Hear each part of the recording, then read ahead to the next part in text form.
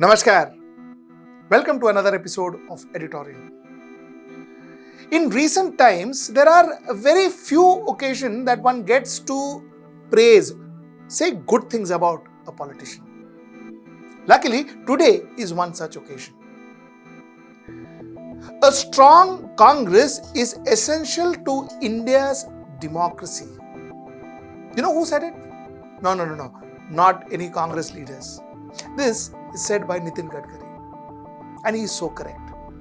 Let's talk about that. That's my topic number one. My topic number two is quite interesting. My topic number two is contractors in Karnataka say that, you see, ministers and MLAs take around 40% of the money that comes in for development of Karnataka as bribe.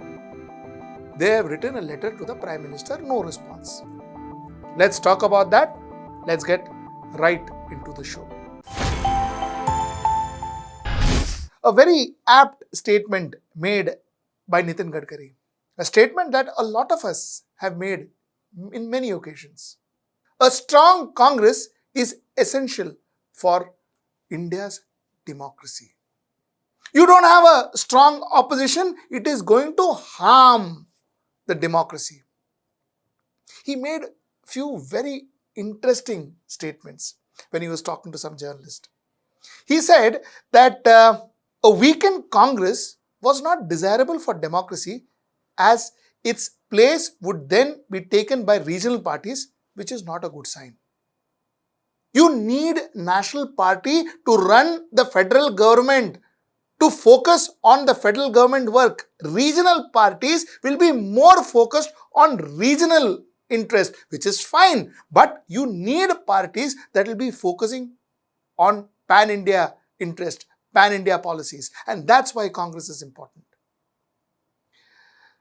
He made a very interesting statement, and this statement he made to the Congress people who are jumping parties and, deserting Congress and so on and so forth. He made this statement. He said, Atal Bihari Vajpayee had lost the Lok Sabha elections in the late 1950s, but had still earned Pandit Jawaharlal Nehru's respect.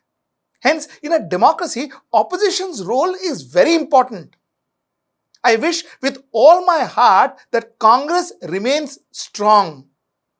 Those in Congress today must stick to their conviction and remain in Congress.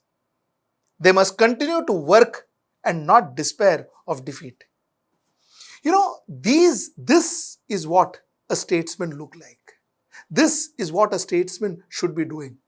At times, go beyond party lines and talk about the interest of the country. And that's what Nitin Gadkari has made through these statements. He purely spoke for the interest of this country, not for his party's interest.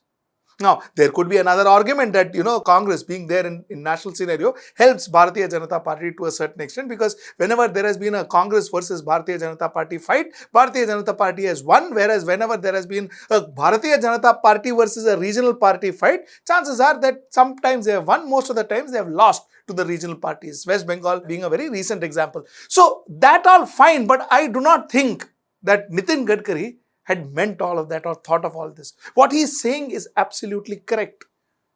A strong national party in the opposition is important, because if the strong national party doesn't exist, regional parties will take that place, which is not good for the country. There are a few more statements that he made that I would like to take you through. Another statement he made was he says every party will get its day. The point is to keep working on. He was actually talking to Congress people. He was saying, guys, just because you're losing, don't jump, don't lose hope, stick on, hang in there. Stick to your convictions, so correct, stick to your ideology, so correct. Today, you talk secular, tomorrow you jump and start talking communal. Today, you say that, Prime Minister Narendra Modi is just not able to handle things, and the next day you jump into Bharatiya Janata Party and say Prime Minister Narendra Modi is God. How can you do that? Stick to your conviction, he says. Stick to your conviction, stick to your ideology. So well said. He was once told, why are you sticking to Bharatiya Janata Party, Bharatiya Janata Party is losing. That once upon a time they were nowhere. That's why I said he was the best person to talk about it. That you will get your day, because at once upon a time Bharatiya Janata Party had 2 seats in the parliament. He was asked, "Okay, bhai, you are in Maharashtra, you are a regional leader. Bharatiya Janata Party doesn't ever is going to come in here. It is going to be either NCP, Congress, or even before BJP. Those days Shiva Sena was more dominant, more powerful in Maharashtra. So a lot of people asked him, "Okay, what are you going to stick here in BJP and do? Why don't you go to Congress, or why don't you join some other party?" To which he says, I stuck to my conviction and persevered with the Bharatiya Janata Party, which saw its fortune soar under Atal Bihari Vajpayee's leadership to become the party what it is today.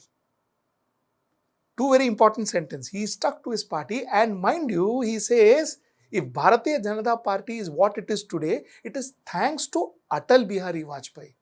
I didn't say it. Nitin Gadkari said it. Okay, he says whatever the party is today, the way it soared, it's thanks to Atal Bihari Vajpayee. Anyway, the last point I wanted to make, which was so important, is I had done an editorial a couple of days back where I said that if Mahavikas Aghadi is pulled down, because of ED and IT and all these interference which is happening currently, it is the saddest day for democracy. It is sad because that's not how governments are made and governments are pulled down. That's not how it works. Because if that happens, then your vote is worth nothing. And if your vote is worth nothing, there is no democracy. Please, let's understand this and understand this clearly. No matter which party you are supporting, end of the day, it is your nation. If central agency, use of central agencies can pull down a government, or pull down or get people to jump from one party to another, it is the saddest day for democracy. And that's precisely what Gadkari hinted. What he said was, I'll read it out.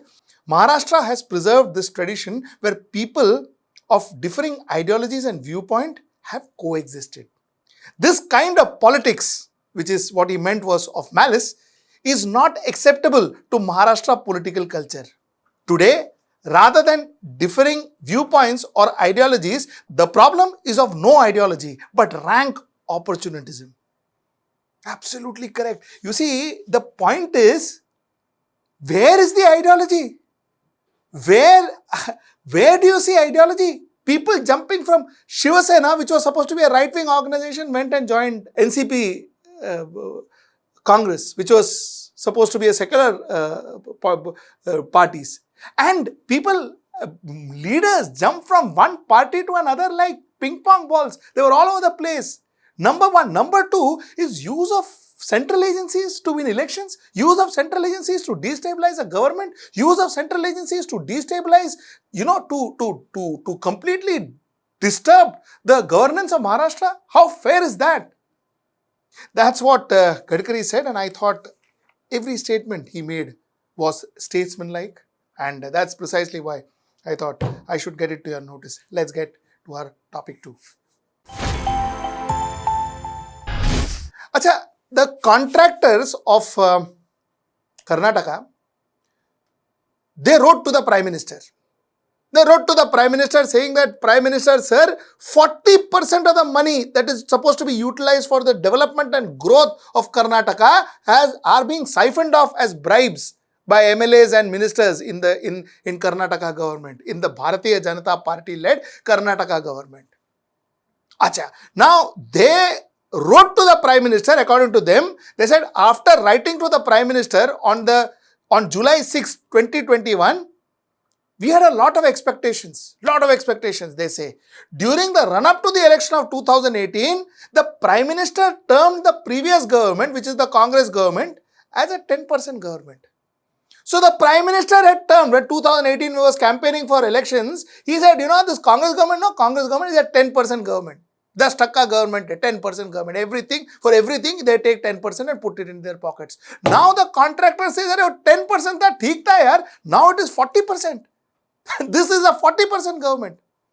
Of course, they say that, they have received no word from the Prime Minister and there is no response from the Prime Minister. Nobody is bothered. Of course, ministers and all said, nahi yaar, not true. Get us the proof. To which they say that, we also wrote to the governor and the chief minister. Instead, the chief minister demands proof. Do ministers take bribes by leaving such proofs? We are demanding an independent inquiry. We are ready to prove that corruption is more than 40%, said the leader of this contractors association. He says that the chief minister said, "Bol raha hai na, you go get proof and come." How a minister will sign what? Vouchers or what? That okay, I took bribe of 40%. Here voucher and give you. It doesn't work that way. He says you put up an inquiry. We are saying, and they're saying by end of April, if there's no action taken, 50,000 contractors are going to go on strike in Karnataka. If 50,000 contractors are saying that 40% of the money is going in as bribe, then the chances are there would be some truth to it, isn't it? And the government that believes, that came into power saying that, there is a corrupt government, corrupt Congress, corrupt that, corrupt this, that government should at least respond, at least put an inquiry, isn't it? 50,000 contractors are saying it. Acha, now let us not just blame one government for it. Okay, let us not just blame one government for it, because in Mumbai, something more strange happened. Mumbai builders say that there is a rate card that the administration has, that the babus have. Babus mane the administration staff have for Mumbai Municipal Corporation. There is a rate card. For instance, concession and FSI, the bribe per square meter is 950 rupees. Amendment plans and commencement certificate, the money for per square meter is 1,300 rupees. So there is a full-fledged rate card you are seeing on your screen. There is a full-fledged rate card they say that there is in Mumbai, and you have to give the contractors.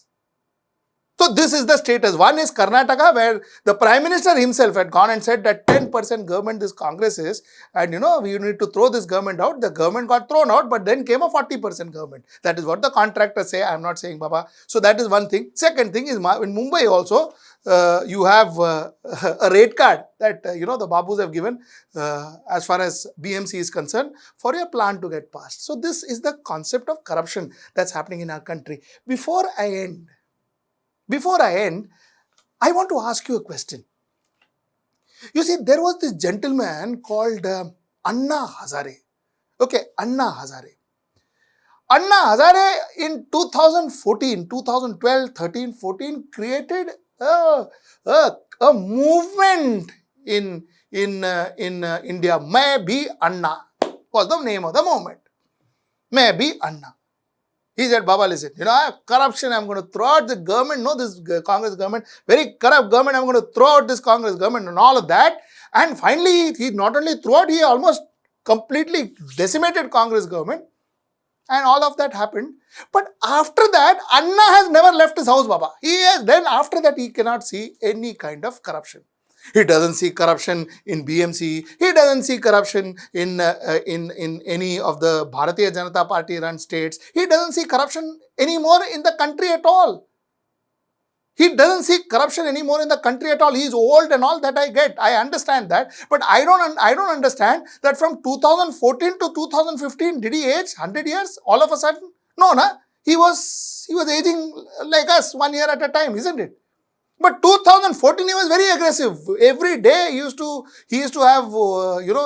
have this hunger strike and all that. And 2015 no hunger strike and all that. Then corruption was okay. He said that's fine. So I find this very strange. You know what? More than strange. You know what it is? As people, I think we have a problem. We have a problem because one man wins half an election. Half an election we term him to be Chanakya. Half election one Chanakya overnight. Okay, one man does one movement, this Anna movement for 2 years and he became Gandhi, modern Gandhi. What was Gandhi? Quit India movement, but salt satyagraha. Look at the amount of satyagrahas that he has done, but overnight, one movement that he did. God knows who sponsored that movement. God knows what was the real intention behind that movement. Now, God knows of all of that. God knows all of that. One doesn't want to get into it, at least not today. We will get into it, by the way. But the point is, one movement and here you have a modern Gandhi. Today is Gandhi, tomorrow is Gandhi and all of that happened. I wonder how easily we put people into pedestal. And how easily then we forget about it. Hey, Gandhi Vandi gaya, no Gandhi anymore. Anyway, so this is what I wanted to say. Do subscribe to our channel, important for us. Do log on to our website, www.hwnews.in, and please do share our content. Is because YouTube, and I'm sitting in on YouTube and telling you this, YouTube seems to be very clear about who they support. Their rules are flexible when it comes to some channels. Their rules are not flexible when it comes to a channel like us. They are very rigid when it comes to a channel like us. But when there are certain channels, we are channels which has got clout, they change their rules and all change overnight. Because when we got a strike and we pleaded with them that the strike was not, this was unfair because we didn't take anybody's content. It was content that was aired by the government of India. It's from a government of India site. They, of course, said, no, it's rules, we have to go by rules. But yeah, when bigger channels which are much more powerful, when they ban them one day and then next day they take them back because of pressure and all that. All that doesn't happen with us. So you are the only support we have. Our content is not distributed. Our content doesn't get distributed.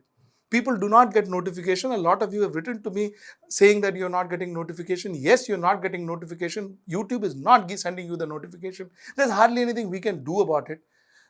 We'll continue to tell the truth. We'll continue to talk the way we talk. Help us to distribute our program, share our content to as many people as you can. Let the truth be known. Till I see you next time. Namaskar.